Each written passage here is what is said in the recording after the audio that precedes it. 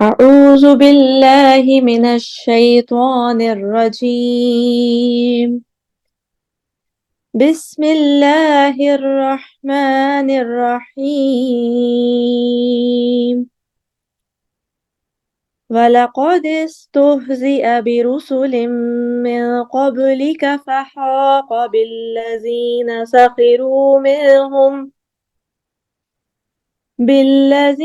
سخروا منهم ما كانوا به يستهزئون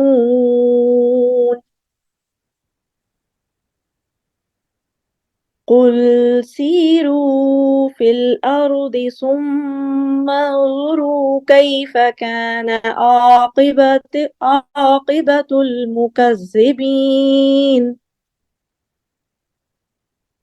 قل لمن ما في السماوات والأرض قل لله كتب على نفسه الرحمة ليجمعنكم إلى يوم القيامة لا ريب فيه الذين خسروا أنفسهم فهم لا يؤمنون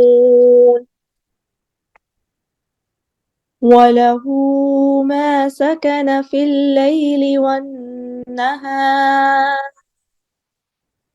وهو السمیع العلیم۔ سورہ آل عمران آیت نمبر 10۔ اور بلا شبہ ہنسی کرتے ہیں رسولوں سے تجھ سے پہلے، پھر گھیر لیا ان سے ہنسی کرنے والوں کو اس چیز نے جس پر ہنسا کرتے تھے۔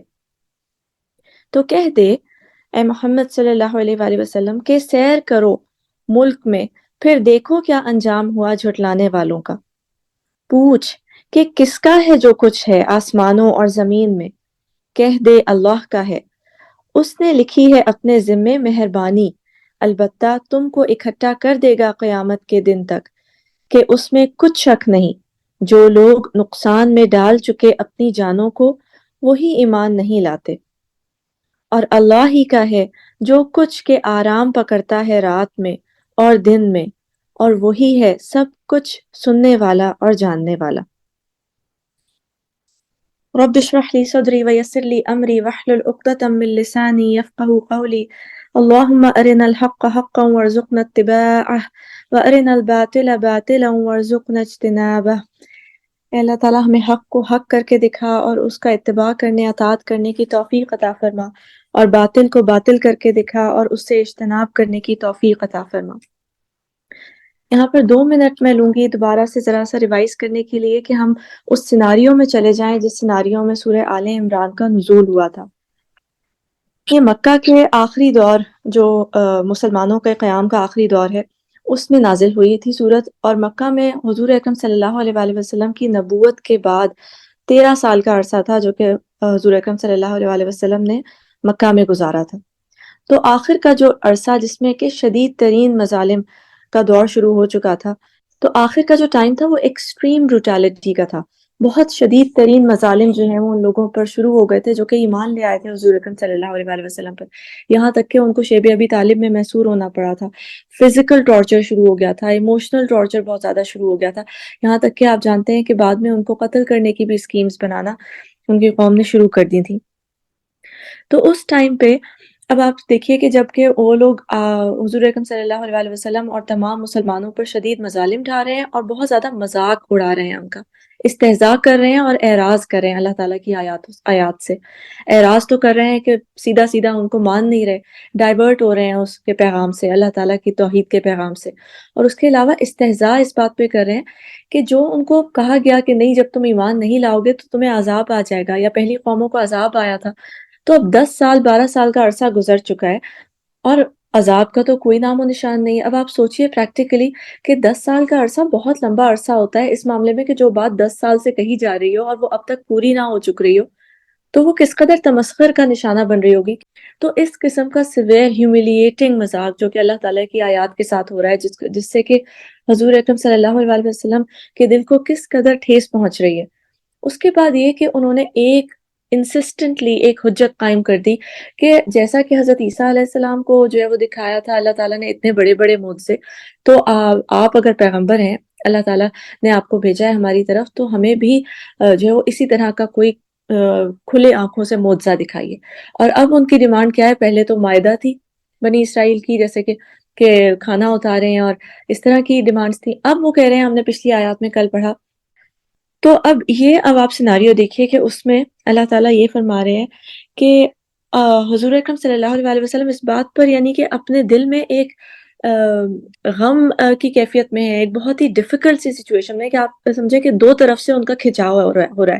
ایک تو ان کی قوم کہہ رہی ہے کہ لاؤ معجزہ دکھاؤ، تمہیں پتہ ہے پچھلی قوموں کے پاس، تم جو ہمیں اپنے کلام کے ذریعے بھی بتا رہے ہو، پچھلی قوموں پہ تو اتنے بڑے بڑے معجزے جو ہیں وہ اترے، تو ہمیں بھی معجزہ دکھاؤ، اور معجزہ دکھاؤ گے تو ہم ایمان لے آئیں گے۔ اور اللہ تعالیٰ اس بات پر انسسٹنٹ ہیں، اور ان کی یہ مشیت ہے کہ میں تو جو ہوں اب معجزہ نہیں دکھاؤں گا، اب تو اس طرح کا کھلا معجزہ آئے گا تو پھر تو عذاب کا باعث ہوگا کہ اب اگر انہوں نے اس کے بعد وہ ایمان نہ لے کر آئے، کیونکہ یہی جو پہلی قوموں کے ساتھ بھی سنت اللہ تعالیٰ کی رہی ہے۔ اب اللہ تعالیٰ کی یہ مشیت ہے اس دفعہ کہ وہ کوئی معجزہ نہیں دکھائیں گے، صرف اللہ کا کلام ہی جو ہے وہ اسی معجزے پر ان کو اکتفا کرنا ہوگا، اور نیک فطرت لوگوں کو، سلیم فطرت لوگوں کو ایمان لانا ہوگا۔ کنسول کرنے کے لیے اللہ تعالیٰ اپنے پیغمبر کو ان کو تسکین پہنچانے کے لیے، ان کو کیجول کرنے کے لیے یہ بات کہہ رہے ہیں کہ وَلَقَدْ، تحقیق، انڈیڈ، یعنی اس میں کوئی شک نہیں ہے کہ جنہوں نے مذاق اڑایا رسولوں کے ساتھ، جنہوں نے مذاق اڑایا، استہزاء کیا، من قبل کا، تم سے پہلے، فحاقہ کا مطلب ہوتا ہے کہ اوپر سے کوئی چیز گرے اور ان کو ٹریپ کر دے، جیسے کہ کوئی شیر جس طرح کے زو وغیرہ کے لیے پکڑنا ہوتا ہے تو اوپر سے نیٹ پھینکا جاتا ہے اس کو ٹریپ کرنے کے لیے جنگل میں، تو وہ اس میں بند ہو جاتا ہے۔ تو اس کا مطلب ہے کہ اوپر سے کوئی چیز گرے اور ان کو اس کا احاطہ کر لے، ان کا، اور ان کو ٹریپ کر لے۔ بالذین، ان لوگوں کو، سخروا، جنہوں نے مذاق کیا، تمسخر کیا۔ اب استہزاء اور تمسخر میں یہ فرق ہے، آپ دیکھیے دونوں الفاظ اسی سینس میں آتے ہیں، استہزاء مذاق اڑانا، اور تمسخر بھی مذاق اڑانا۔ جو استہزاء ہے وہ ایسا مذاق ہے کہ جیسے چھوٹا سا کسی نے مذاق کیا، کہ چھوٹا سا مذاق اڑا کے اسمرک کر دینا، جیسے نہیں انگلش میں کہتے ہیں اسمرک کرنا، کہ سارکاسٹیکلی ہنسنا اور پھر اس کی کسی بات کو جو ہے نا بلیٹل کر کے گزر جانا، یہ استہزاء ہے۔ اور سخریہ جو ہے، تمسخر ہے، کہ اس قدر اس کے پیچھے لگ کے اس کا مذاق اڑانا کہ اس کو ہیوملیٹ کر دینا، اس کو شرمندہ کر کے اس کے شو کو ختم کر دینا۔ جیسے کہ کوئی بندہ سٹیج پر آئے اور جو سامعین ہیں، ناظرین ہیں، وہ اس کو اس قدر ہیوملیٹ کریں، اس کو اتنا مذاق اور انسلٹ کریں اس کی کہ اس کو اتر کے جانا پڑے سٹیج پر سے۔ دیٹ از تمسخر، یعنی کہ اس کو کہیں کا نہیں چھوڑنا، اس چیز کو بالکل چھوڑ کر آنا اپنے انجام تک۔ تو ان لوگوں نے جنہوں نے تمسخر کیا، ان میں سے ما کانوا بہ یستہزئون، اور جس پر کہ وہ ہنسا کرتے تھے، جس چیز پر وہ ایکچولی ہنسا کرتے تھے، کہ عذاب، وہ عذاب کہاں ہے، یعنی یہ کہ that was the point of the mocking, کہ وہ کب آئے گا وہ عذاب۔ تو اسی چیز نے انہیں جو ہے وہ گھیر لیا، and eventually it became the cause of their destruction, جو کہ اللہ تعالیٰ نے پچھلی قوموں کو بالکل جڑ سے اکھاڑ پھینکا۔ جیسے کہ ہم نے پہلے بھی ڈسکس کیا ہے کہ جب رسولوں کو ان کی قوم ریجیکٹ کر دیتی ہے تو اللہ تعالیٰ کی یہ مشیت اور سنت رہی ہے کہ وہ جڑ سے اکھاڑ پھینکتے ہیں اس قوم کو، اور اس کی جگہ دوسری قوم آ جاتی ہے، اور وہ رسول اور ان کے جو کچھ ساتھی ہیں جو ایمان لے آتے ہیں، وہ دوسری جگہ پہ مائگریٹ کر جاتے ہیں۔ تو اس چیز کو اللہ تعالیٰ نے یہاں پر اس چیز کا بھی ایلیوڈ کیا ہے، ریفرنس دیا ہے، کہ جب پہلا جو پنشمنٹ آئی مشرکین کو، کفار مکہ کو، وہ غزوہ بدر میں آئی تھی، جس کا کہ ذکر سورہ انفال میں آتا ہے، جو گروپ ہے مکی اور مدنی کا، جو کل سسٹر صدف نے ہمیں بہت اچھے طریقے سے ڈسکرپشن دی، کہ مکی صورتوں کا جوڑا اور مدنی صورتوں کا جوڑا مل کے ایک گروپ بناتے ہیں۔ تو یہ والا جو گروپ ہے، اس میں سورہ الانعام اور سورہ الاعراف، اور اس کے بعد دو جو مدنی صورتیں ہیں، انفال اور توبہ۔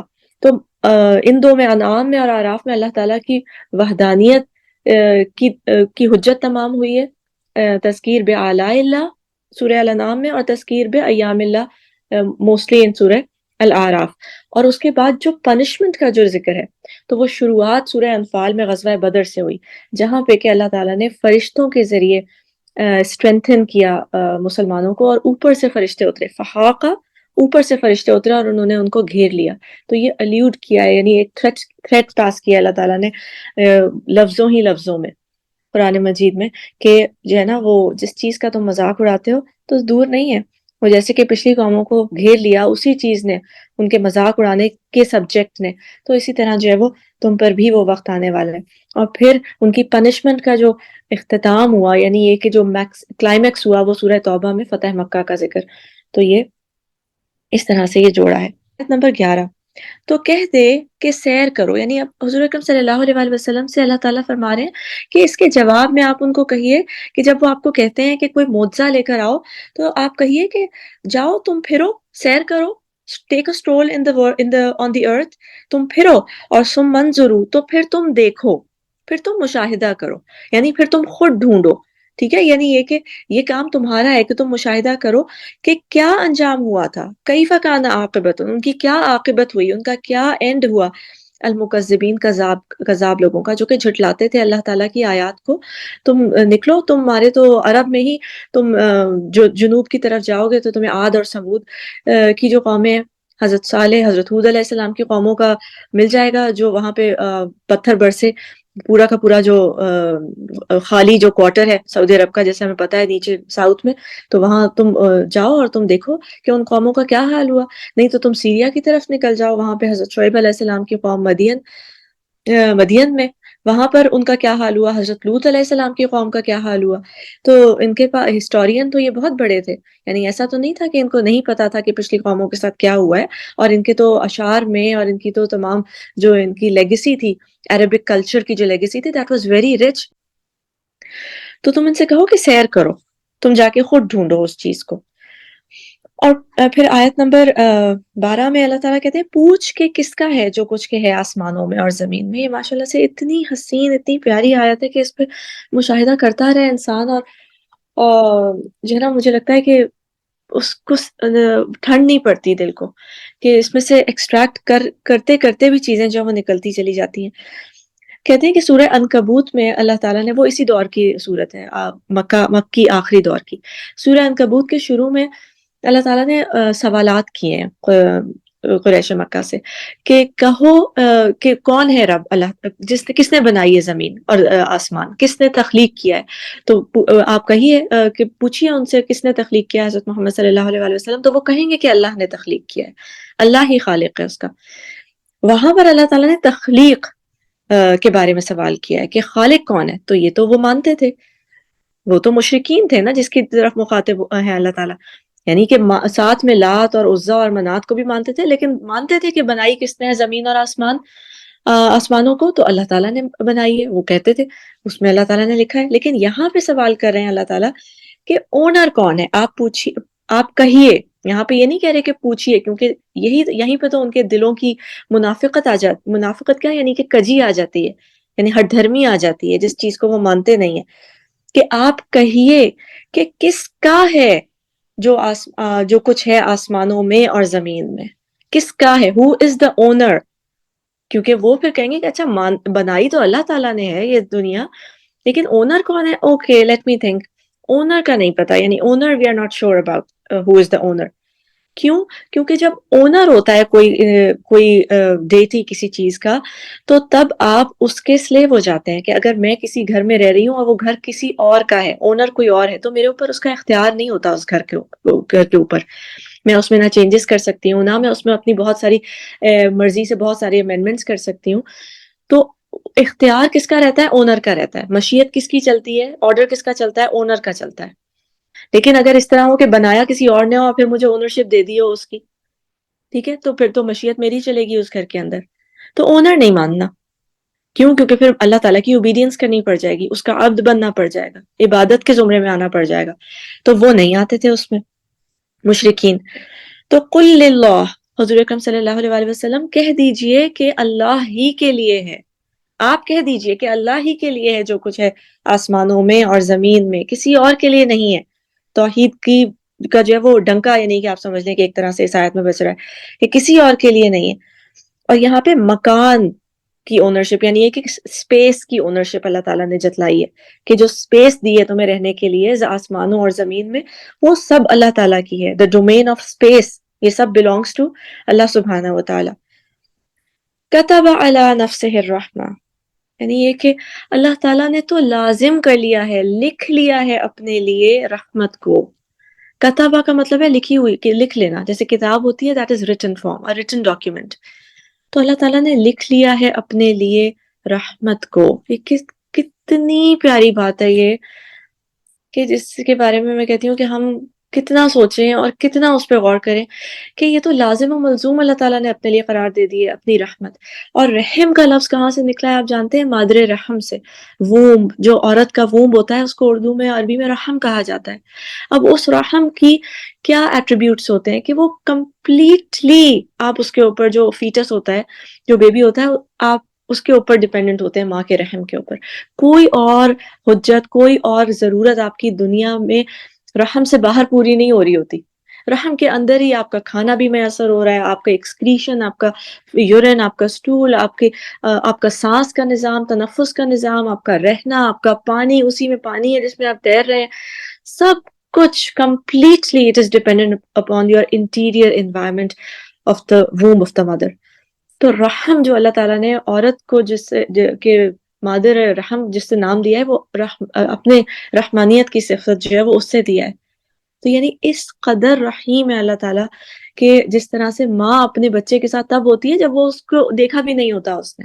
تو آپ سوچیں کہ اللہ تعالیٰ نے لازم کر لیا ہے اپنے اوپر ہماری اس طرح سے ہماری ضروریات کو پورا کرنا، اپنے لیے لکھ لیا ہے یہ چیز. ابھی اتنی پیاری حدیث شریف ہے جو میں آپ کو سناتی ہوں اسی زمرے میں، کہ اللہ تعالیٰ نے اپنی رحمانیت کی صفت کے بارے میں کہا ہے. حضور اکرم صلی اللہ علیہ وآلہ وسلم فرماتے ہیں when Allah created the creation، جب اللہ تعالیٰ نے مخلوق کو تخلیق کیا، he wrote in a book، اس نے کتاب میں لکھ لیا. دوبارہ لکھنے کا ذکر آیا ہے، نوٹس کیجئے گا کہ کتاب میں لکھ لیا that he has with him above the throne، وہ کتاب جو کہ اس کے ساتھ اس کے تخت کے اوپر رہتی ہے، یعنی اللہ تعالیٰ کی ذات مبارکہ کے ساتھ جو کتاب اس کے تخت کے اوپر رہتی ہے، اس کتاب میں اس نے لکھ لیا ان رحمتی تغلب غضبی، my mercy overcomes my anger.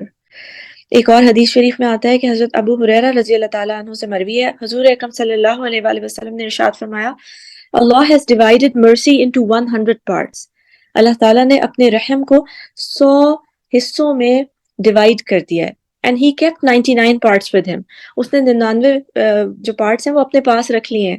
And sent down one part to the earth، اور اس میں سے ایک حصہ جو ہے وہ زمین پر بھیج دیا ہے.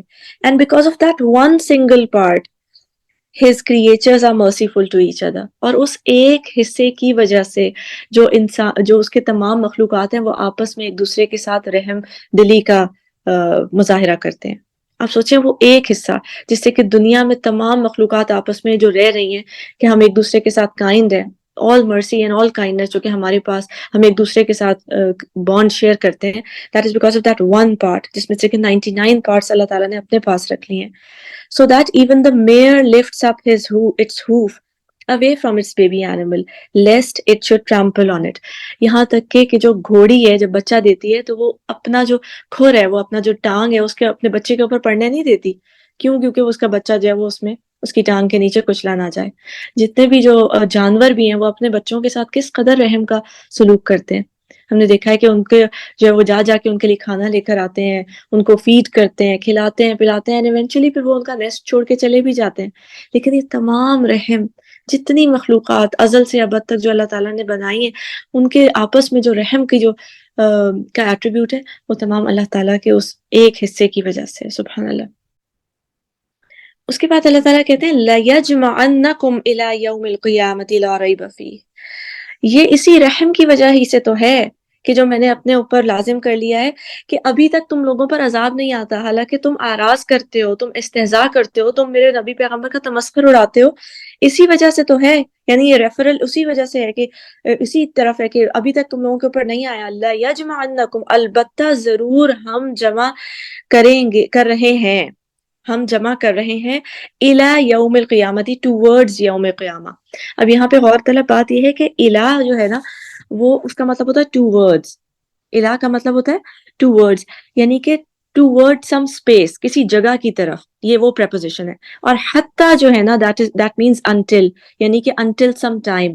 تو حتیٰ کی جو پریپوزیشن ہے وہ ٹائم کے لیے ہوتی ہے اور الی اسپیس کے لیے ہوتی ہے.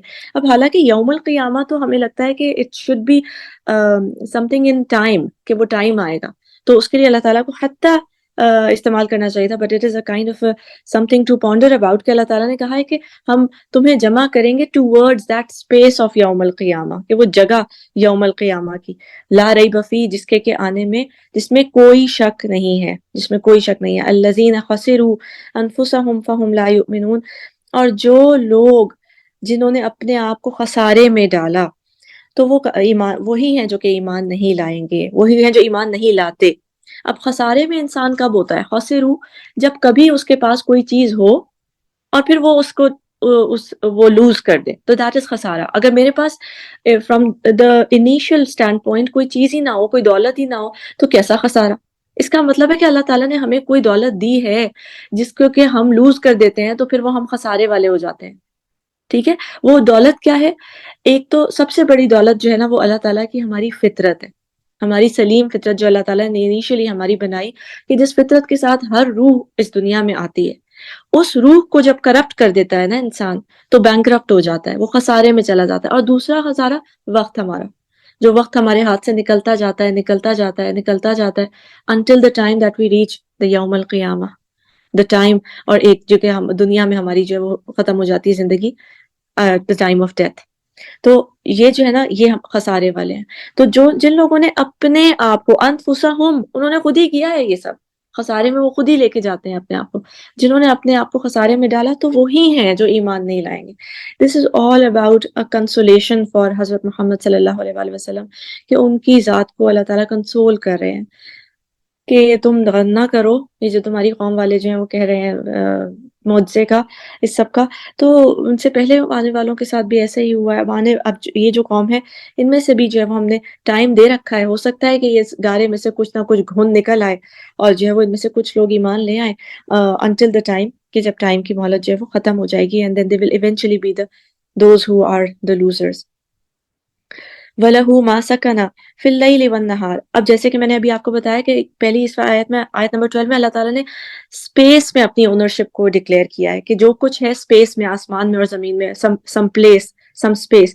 یہاں پر اللہ تعالیٰ ٹائم میں کہہ رہے ہیں کہ جو کچھ سکون پاتا ہے رات میں اور دن میں، یعنی کہ اب ٹائم باؤنڈ، جب اسپیس بھی اور ٹائم بھی، both of them belong to Allah. both entities, both attributes جو ہے نا، اسپیس اینڈ ٹائم جو ہم فزکس میں پڑھتے ہیں، وہ سب اللہ تعالیٰ کے لیے ہی ہے، وہی اس کا اونر ہے. اور سکانہ سکون پاتا ہے، ٹھہر جاتا ہے، فی اللیل، لیل میں. اور اس آیت میں ایک لفظ حذف ہے، یعنی لفظ حذف یہ ہوتا ہے، یہ ترکیب استعمال کی جاتی ہے، فگریٹو لینگویج ہے، جس میں کہ انسان کے اوپر چھوڑ دیا جاتا ہے کہ وہ اپنی عقل سے یہاں پر جو لفظ حذف کیا گیا ہے فل ان دا بلینک اس کو کر لے. تو ما سکن فی اللیل، جو کچھ سکون پاتا ہے رات میں، وما تحرک فی النہار، اور جو کچھ حرکت میں رہتا ہے دن میں.